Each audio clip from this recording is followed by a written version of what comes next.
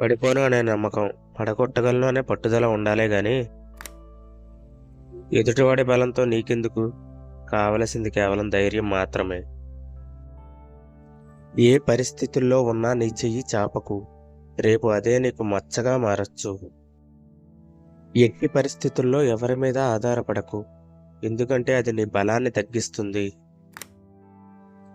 ఎవడి కోసం ఎదురు చూడకు. అలా చేస్తే నీకు వచ్చే అవకాశాలు నీకు రావు. కావాలంటే నడిచి వెళ్ళు, అంతేకాని లేని ఆడంబరాలకు వెళ్ళకు. అలా చేస్తే నీ గమ్యం నువ్వు చేరుకోలేవు. ఇప్పటి వరకు గడిచిపోయిన జీవితం అంతా వాళ్ళేమనుకుంటారు వీళ్ళేమనుకుంటారు అని గడిపేసి ఉంటావు. ఇక నుంచైనా నీ కోసం నీ జీవితం నువ్వనుకున్నట్టు గడుపు.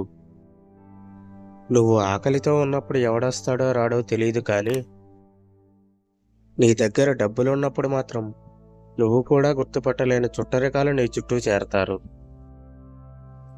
అందుకే ధనవంతుడిలా మారడానికి దారులు వెతుకు. నచ్చిన పని, కడుపు నిండా తిండి, ఉండటానికి చోటు, వీటికి మించి నీకు ఏది వచ్చినా అది దేవుడి దయ అనుకుని హ్యాపీగా ఉండు.